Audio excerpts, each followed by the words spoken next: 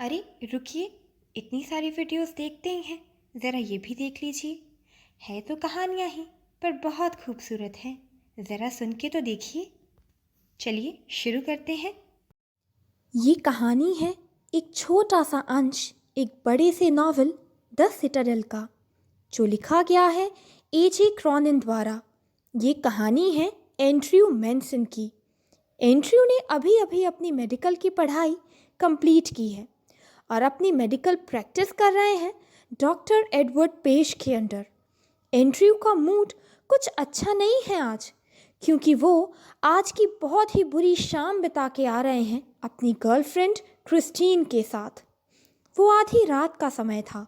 Andrew चलते चलते अपने घर ब्रिंगओवर की तरफ पहुंचे, जहां उनका इंतज़ार कर रहे थे जो मॉर्गन।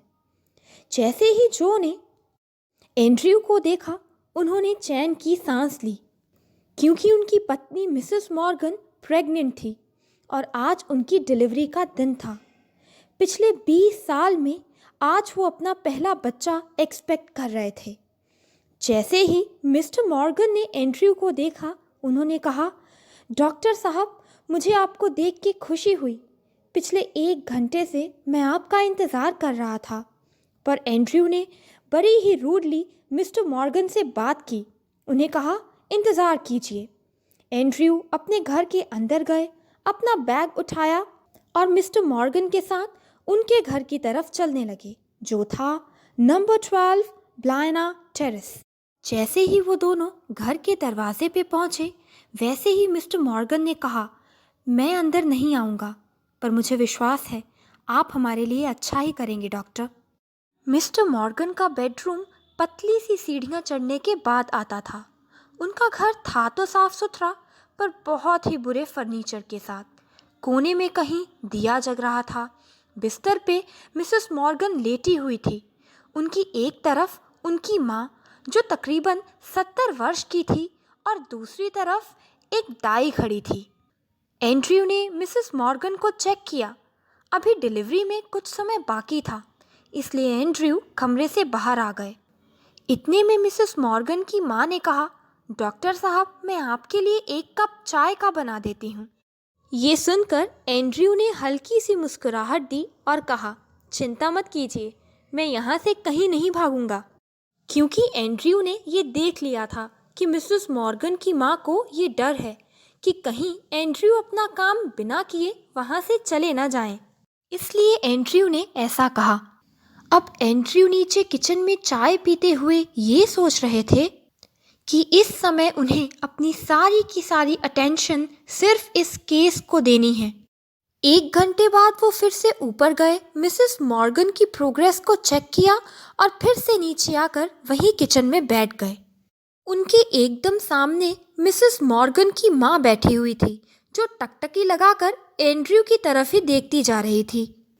हर तरफ सन्नाटा था, बस दीवार में लगी घड़ी की टिक टिक सुनाई दे रही थी। साथ में सुनाई दे रहे थे मिस्टर मॉर्गन के कदम, जो बेचैनी में इधर से उधर चल रहे थे।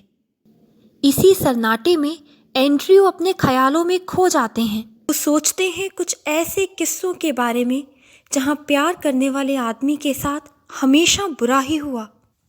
उन्हें याद आता है कार्डिफ स्टेशन पे हुआ एक इंसिडेंट, जहाँ एक ब्रैमवेल नाम का आदमी अपनी पत्नी से बहुत प्यार करता था, लेकिन उस औरत ने ब्रैमवेल को बहुत ही बुरे तरीके से धोखा दे दिया।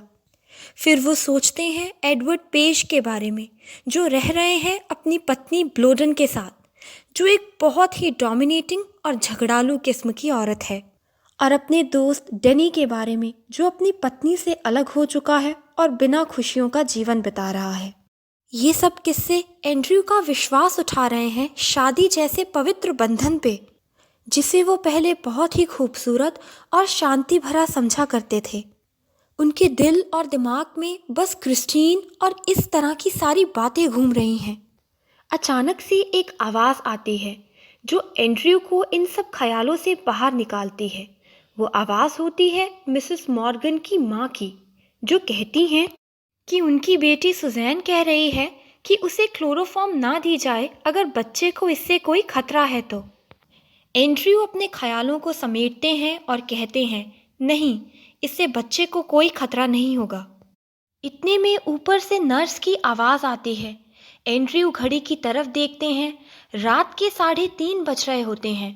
एंड्रयू मिसेस मॉर्गन की तरफ ऊपर बेडरूम में जाते हैं। उनकी डिलीवरी का समय हो गया है।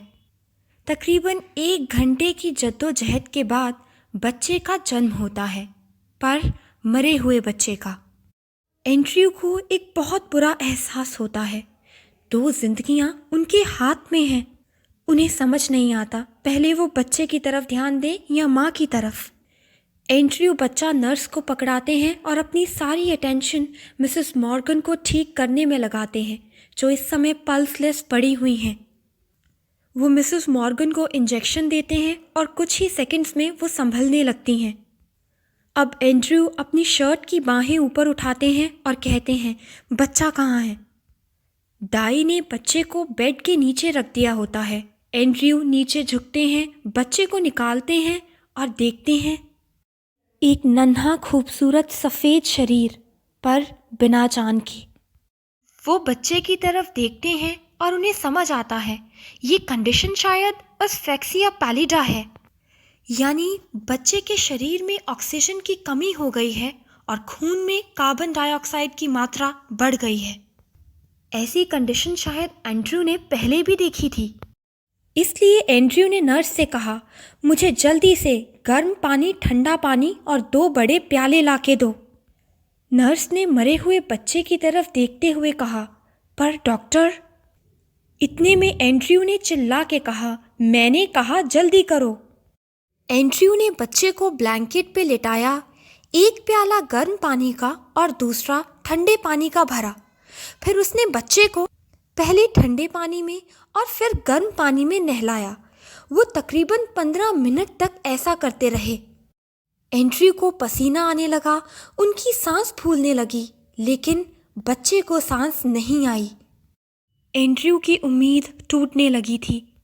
वो सोचते हैं कैसे मिसेस मॉर्गन की माँ अपने ग्रैंड चाइल्ड का इंतज़ार कर रही थी, कैसे सुजैन अपने होने वाले बच्चे का इंतज़ार कर रही थी, पर धीरे धीरे ये सब चीज़ें धुंधला रही थी। इतने में दाई एंड्रयू से कहती है, भगवान के वास्ते बस कीजिए डॉक्टर, बच्चा मरा हुआ पैदा हुआ है।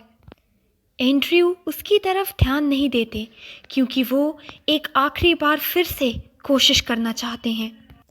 एंड्रयू बच्चे को टॉवल से रब करते हैं, अपने दोनों हाथों से उसकी चेस्ट को दबाते हैं, छोड़ते हैं, ताकि किसी तरह उस नन्हे बेजान शरीर में जान पड़ जाए। और फिर होता है एक चमत्कार, एक जिंदगी की उम्मीद। बच्चा धीरे धीरे सांस लेने लगा। एंड्रयू ने अपने प्रयासों को दुगना कर दिया। बच्चा बेहतर और बेहतर होता गया। उसकी स्किन धीरे धीरे पिंक कलर की होने लगी और आखिरकार बच्चा रोने लगा। बच्चे में जान आ गई। इतने में नर्स ने कहा, तेरा शुक्र है ईश्वर, बच्चा जिंदा है। एंड्रयू ने बच्चा नर्स को पकड़ाया। मिसेस मॉर्गन अभी भी बेहोश थी और उनकी माँ बाहर हाथ जोड़े खड़ी ईश्वर से प्रार्थना कर रही थी। एंड्रयू ने अपनी कमीज़ की स्लीव नीचे की, जैकेट पहनी और सीढ़ियों से नीचे उतर आए। उनके होंठ सूख चुके थे। नीचे किचन में आके उन्होंने पानी पिया, अपना हैट और कोट उठाया, बाहर की तरफ गए जहाँ मिस्टर मॉर्गन टेंशन में खड़े थे। एंड्रयू ने मिस्टर मॉर्गन से कहा, दोनों सही सलामत हैं। ये कहकर एंड्रयू वहाँ से चल पड़े। सुबह के 5 बज चुके थे। माइंस में काम करने वालों की नाइट शिफ्ट ख़त्म हो गई थी। एंड्रयू उन्हीं के साथ चलते चलते उन्होंने आज जो काम किया उसके बारे में सोचने लगे और कहने लगे, हे ईश्वर, मैंने आज कुछ तो अच्छा किया। और इसी के साथ इस कहानी का अंत हो जाता है। कहानी सुनने के लिए शुक्रिया। अच्छी लगी हो तो सब्सक्राइब कीजिएगा।